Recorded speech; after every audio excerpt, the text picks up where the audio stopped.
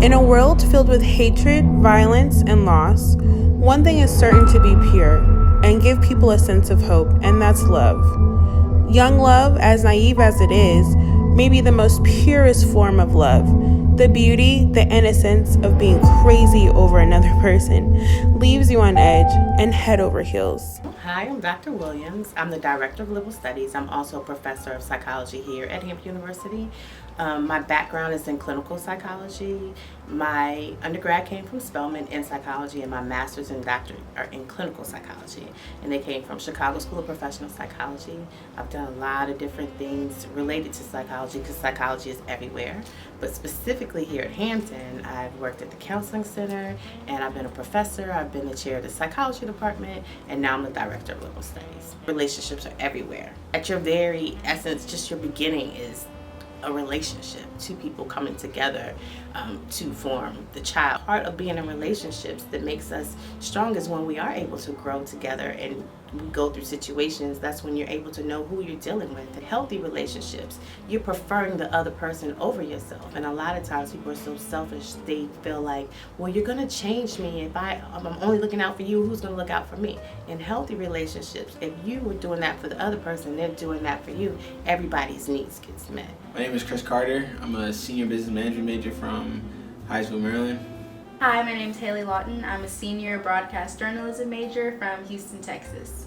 So the first time we met, I had like a sort of like a pregame kickback at my house, and we both had a mutual friend, and that mutual friend brought her. And when she walked through the door, I was like, oh, I've never seen her before, all right. And throughout the party, we were just like having conversation and stuff, but I kept having like thoughts in my head like, this girl's different. I think I want to pursue. We've been dating for 2 years now.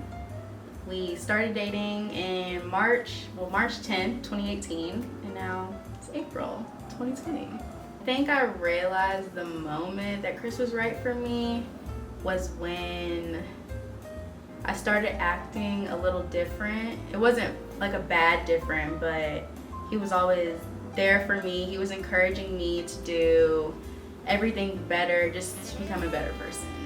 She was always in my head, one way or another, and so I was like, okay, like I gotta do something about this.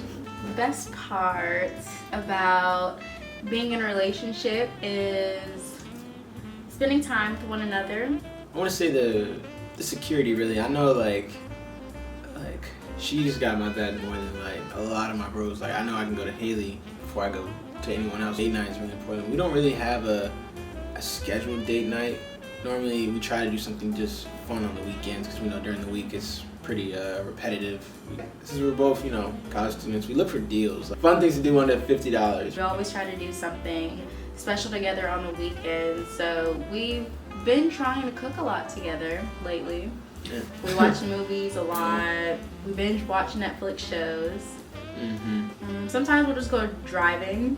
We like to get ice cream also from different places and milkshakes. I think after we graduate, it's gonna be a little difficult in the beginning just because we know we are gonna be in different states. But I mean, we have FaceTime, we have phone call, we can always come and visit each other. So I don't think it's gonna be that hard because even during the summer, like I live in Houston, he lives in Maryland, so we always travel back and forth during the summer. And it's really not that hard. If you're thinking about if you were in high school and you started dating someone, or if you were in college and you started dating someone, could that last? It absolutely can last. It's not really based on your age. A lot of it is based on your maturity and your commitment to the process. So when you wake up, you're not in love every day. You don't feel like you're in love every day. You don't do things based on your feelings. You do things based on your commitment. Young love can last forever. Like no matter the age, I feel like that's a misconception. You want to make it work and you want to grow together from college or even after college. This is about communicating honestly where people are emotionally, physically. We didn't even talk about STDs and all the other stuff that happens and can challenge relationships. Finances, we didn't even talk about how that can challenge relationships. But being honest with your person about who you are, what you want, and whose you are. your expectations, even in the future, makes a big difference. And then making the adjustments, being flexible and forgiving. And that's something that is very hard for people. We hold each other accountable for our actions by calling each other out. We're not afraid at all to call each other out on everything that we've done, because if your partner doesn't call you out on it, who's going to do it? If you're afraid to have a conversation with your partner, that's probably not the partner for you. Or you need to work on your growth, because people can't read minds. You can't hold people accountable for something that you're not even able to communicate. So that is a key factor that people have to work on. Part of being committed to someone in a relationship is you want them to become their best self, and you're committed to that, and that should be the same goal they have for you. See, this phase of the relationship to me is arguably the most important, because now after the honeymoon phase, where you're not necessarily blinded, but you just want to be with them 24/7. Now as time goes on, this stage, you really start to see the person as how they react to certain situations. Me and Hayley both got to really know each other, what this person's gonna do next, how we react to certain things.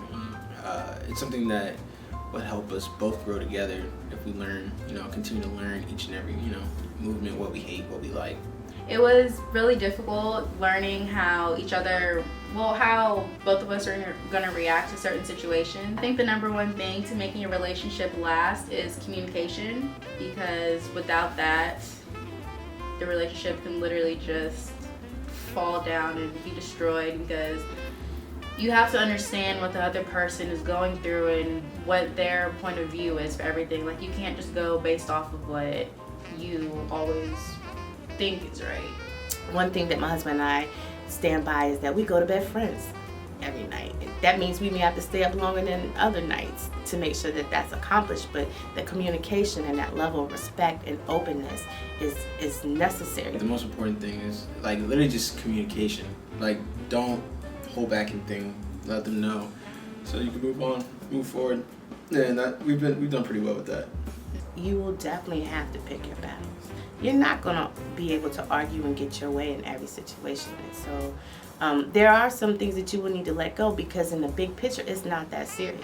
Whatever it is with your relationship, you guys need to be on the same accord so that you can agree. Because how can two people reach a goal if they don't agree? Just be prepared to pull back your sleeves, be forgiving, be prepared to put in the work, and be realistic that you don't expect more from your partner than you do for yourself.